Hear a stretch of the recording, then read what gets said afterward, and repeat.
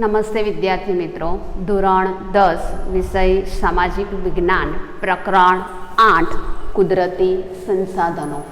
કુદરતી સંસાધનો એટલે કે કુદરત દ્વારા સંસાધન એટલે તત્વ, કુદરત દ્વારા પ્રાપ્ત થયેલા તત્વો એટલે કે કુદરતી સંસાધનો. આ સંસાધનો આ સપાટી ઉપર, ભૂસપાટી ઉપર કે પૃથ્વી પર અસંખ્ય એવા તત્વો છે કે જેમાં આપણે આ કુદરતી સંસાધનોને બે ભાગમાં વહેંચીએ છીએ, જૈવિક સંસાધનો અને અજૈવિક સંસાધનો. હવે જૈવિક સંસાધનોની અંદર જેની અંદર જીવ રહેલો છે એવા સંસાધનો કે એવા તત્વોનો સમાવેશ જૈવિક સંસાધનમાં કરવામાં આવે છે. જેમ કે વનસ્પતિ, વિવિધ પ્રકારની વનસ્પતિ અને એની સાથે સાથે વિવિધ પ્રકારના વન્ય જીવો, જેનો આપણે સમાવેશ એ જૈવિક સંસાધનની અંદર કરીએ છીએ.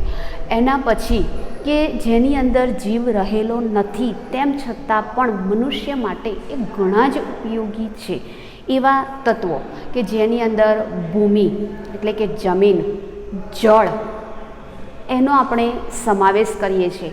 ખનિજો એનો પણ આ અજૈવિક સંસાધનોની અંદર સમાવેશ કરવામાં આવે છે. આમ કુદરતમાં ઘણા બધા તત્વો છે, પણ એ બધા તત્વોને આપણે સંસાધન કહી શકતા નથી. હવે આ સંસાધનો દ્વારા માનવીની જરૂરિયાતો થોડા ઘણા અંશે કે પૂર્ણ રીતે સંતોષી શકાય છે, એટલે કે પૂરી પાડી શકાય છે. સંસાધનો દ્વારા માનવીની જરૂરિયાતો થોડા ઘણા અંશે અથવા તો પૂર્ણપણે પૂરી પાડી શકાય છે, એટલે કે સંતોષી શકાય છે. હવે કુદરતની અંદર રહેલા આ અસંખ્ય તત્વો છે એ દરેકને સંસાધન કહી શકાતા નથી. જે તત્વો માનવીના ઉપયોગમાં આવે છે એને જ આપણે સંસાધન કહીએ છીએ.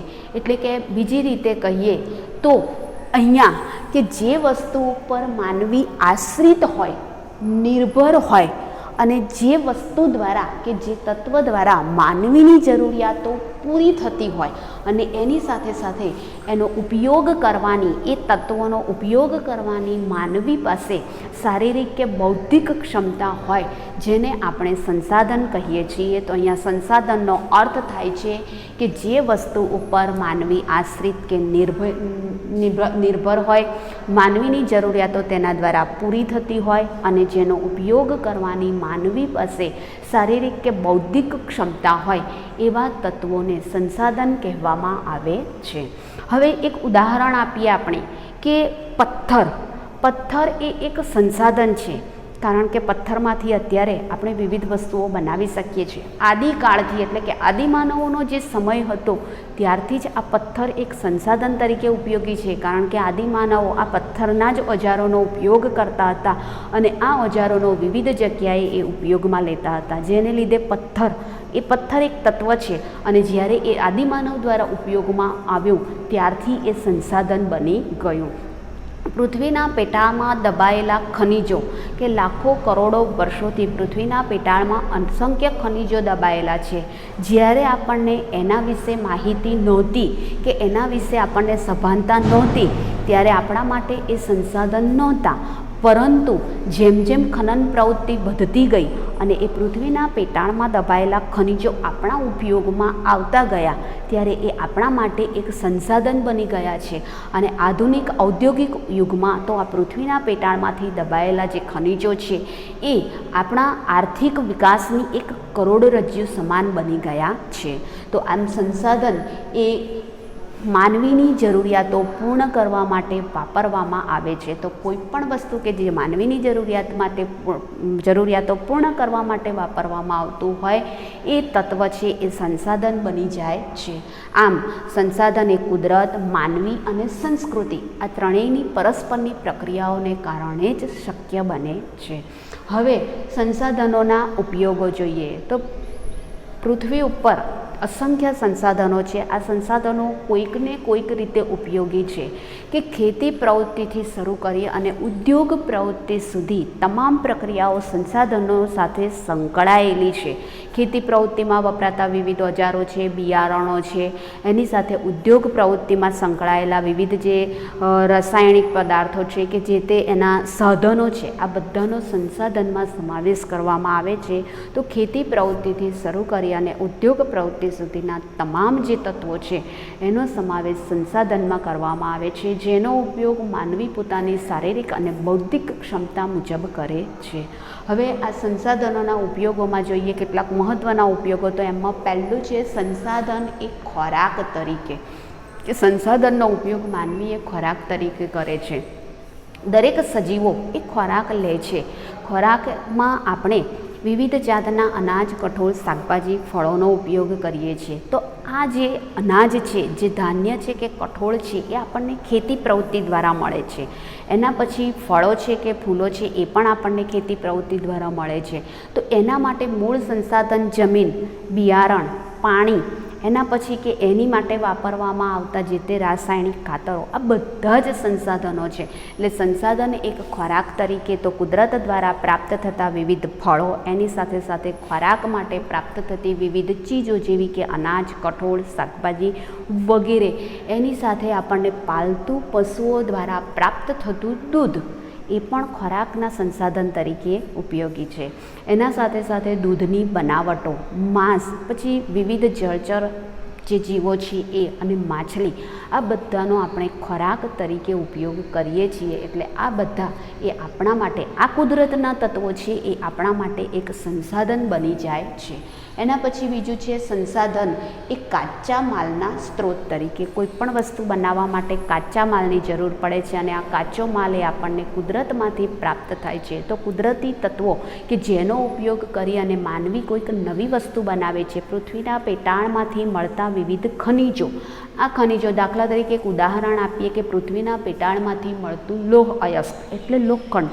આ લોખંડને બહાર કાઢ્યા પછી એને ભઠ્ઠીઓમાં ચૂનાના પથ્થર સાથે ઉકાળીને ગાળવામાં આવે છે અને ગાળણ બાદ આ લોખંડને જુદા જુદા પ્રકારોમાં વહેંચવામાં આવે છે અને જેમાંથી આપણે વિવિધ મશીનો, યંત્રો અને આપણે ઘરમાં પણ કેટલીક વસ્તુઓ, બારી બારણા, ટેબલો વગેરે બનાવી શકીએ છીએ. તો આ સંસાધનો એવી રીતે કુદરતની અંદર રહેલા તત્વો કે જેનો આપણે કાચા માલ તરીકે ઉપયોગ કરી શકીએ છીએ. આ દરેક સંસાધનો એ ખૂબ ઉપયોગી છે.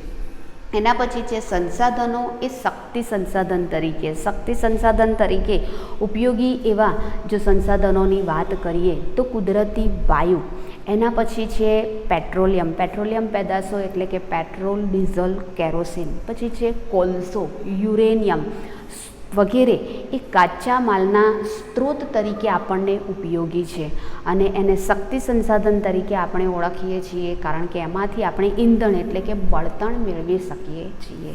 તો આપણે અહીંયા જોયા સંસાધનોના ઉપયોગો. એમાં સંસાધનોના મુખ્ય ઉપયોગો આપેલા છે કે સંસાધન એક ખોરાક તરીકે, સંસાધન એ કાચા માલના સ્ત્રોત તરીકે અને સંસાધન એ શક્તિ સંસાધન તરીકે. હવે આપણે આગળ વધીશું કે સંસાધનોના પ્રકારો. અહીંયા કુદરતમાંથી મળી આવતા તત્વો કે સંસાધનોને વિવિધ રીતે એને ભાગ પાડવામાં આવ્યા છે. એમાં સંસાધનોના અહીંયા 3 પ્રકારો પાડવામાં આવ્યા છે: માલિકીને આધારે, પછી વિતરણ ક્ષેત્રને આધારે અને પ્રાપ્યતાને આધારે. એમાં માલિકીને આધારે સંસાધનોના 3 પ્રકારો પડે છે: વ્યક્તિગત સંસાધન, રાષ્ટ્રીય સંસાધન અને વૈશ્વિક સંસાધન. હવે એમાં પહેલું જોઈએ વ્યક્તિગત સંસાધન, કે જે સંસાધનની માલિકી વ્યક્તિની કે કોઈક પરિવારની હોય એને વ્યક્તિગત સંસાધન કહેવામાં આવે છે. જેમાં આપણે ઘર, જમીન, આપણી કેટલુંક બેંક બેલેન્સ, આ બધાનો સમાવેશ આપણે વ્યક્તિગત સંસાધનની અંદર કરી શકીએ છીએ. કે આપણને વારસામાં મળેલું છે, આપણા બાપ દાદાઓ દ્વારા આપણને જમીન, ઘર, આ બધું જે વારસામાં મળ્યું છે એ વ્યક્તિગત સંસાધન છે અને એની માલિકી કોઈ ચોક્કસ એક વ્યક્તિની છે. એના પછી છે રાષ્ટ્રીય સંસાધન, કે કોઈ ચોક્કસ દેશ કે પ્રદેશની સાર્વજનિક સંપત્તિ હોય તેને આપણે રાષ્ટ્રીય સંસાધન કહેવામાં આવે છે. જેમ કે દેશના સંરક્ષણ માટે રાખવામાં આવેલું લશ્કર, એ લશ્કરમાં 3 પ્રકારના લશ્કરોનો સમાવેશ કરવામાં આવે છે. એના પછી કે દેશનો વિવિધ દેશો સાથે ચાલતો આંતરરાષ્ટ્રીય વેપાર, કે જે દેશના આર્થિક વિકાસને ટોચ પર લઈ જવા માટે આપણે એનો અમલ કર્યો છે. તો આ લશ્કર અને આંતરરાષ્ટ્રીય વેપાર એ રાષ્ટ્રની સંપત્તિ કહેવામાં આવે છે. એના પછી છે વૈશ્વિક સંસાધન, કે વૈશ્વિક સંસાધન એટલે એવી વસ્તુ કે જેનો ભૌતિક કે અભૌતિક એવી તમામ સંપત્તિ કે જેનો ઉપયોગ માનવ કલ્યાણ માટે અથવા તો માનવ ઉપયોગ માટે થતો હોય તેવી તમામ વસ્તુઓનો સમાવેશ એ વૈશ્વિક સંસાધનની અંદર કરવામાં આવે છે. અને આ વૈશ્વિક સંસાધન એ વિશ્વના દરેક દેશોની સહિયારી સંપત્તિ અથવા મિલકત ગણવામાં આવે છે.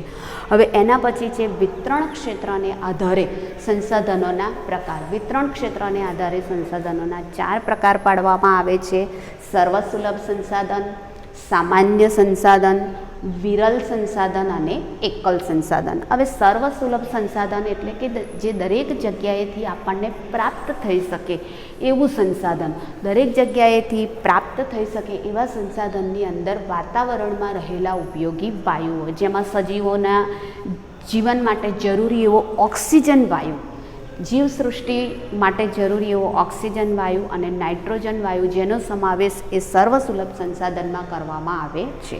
એના પછી સામાન્ય સુલભ સંસાધન, કે જે સામાન્ય રીતે દરેક જગ્યાએથી મળી શકતું હોય એવા સંસાધનનો સમાવેશ સામાન્ય સુલભ સંસાધનમાં કરવામાં આવે છે, જેમાં ભૂમિ, જળ અને ગૌચર.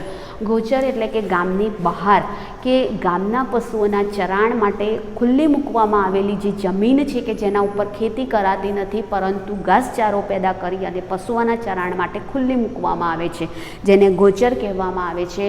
તો સામાન્ય રીતે દરેક જગ્યાએથી મળતું સંસાધન છે જેનો સમાવેશ એ સામાન્ય સંસાધનમાં કરવામાં આવે છે, જેમાં ભૂમિ, જળ અને ગૌચરનો સમાવેશ કરવામાં આવે છે. એના પછી વિરલ સંસાધન, કે જે સંસાધનના પ્રાપ્તિ સ્થાનો મર્યાદિત છે એવા સંસાધનને વિરલ સંસાધન કહેવામાં આવે છે. હવે વિરલ સંસાધનની અંદર ખનિજોનો સમાવેશ કરવામાં આવે છે અને ખનિજોમાં ખાસ કરીને પેટ્રોલિયમ પેદાશો અને કુદરતી વાયુ, કે પેટ્રોલિયમ પેદાશો, કુદરતી વાયુ, સોનું છે, યુરેનિયમ છે વગેરે જેવા જે ખનિજો છે એ વિશ્વમાં દરેક દેશોમાંથી પ્રાપ્ત થતા નથી.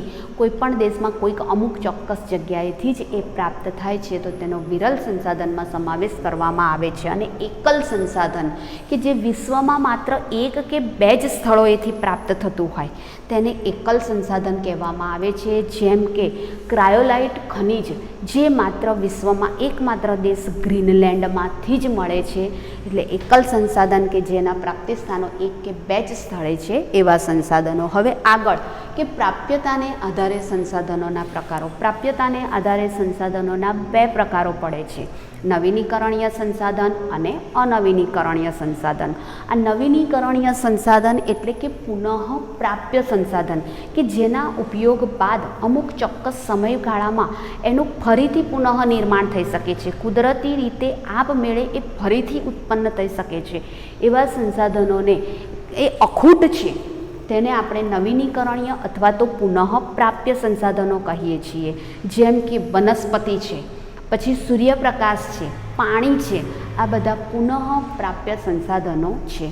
અને અનવીનીકરણીય સંસાધનો, કે જે સંસાધનો એકવાર ઉપયોગ કર્યા પછી એ ફરીથી ઉપયોગમાં લઈ શકાતા નથી, તેનો જથ્થો વિશ્વમાં મર્યાદિત છે અને એની સાથે સાથે કે એ આપણને ખૂબ લાંબા સમય બાદ એટલે કે લાખો કરોડો વર્ષો પછી જેનું નિર્માણ શક્ય હોય એવા સંસાધનોને અનવીનીકરણીય અથવા તો પુનઃ અપ્રાપ્ય સંસાધનો કહેવામાં આવે છે. પુનઃ અપ્રાપ્ય સંસાધનોમાં આપણે પેટ્રોલિયમ પેદાશો એટલે કે પેટ્રોલ, ડીઝલ, કેરોસીન વગેરેનો સમાવેશ કરી શકીએ છીએ.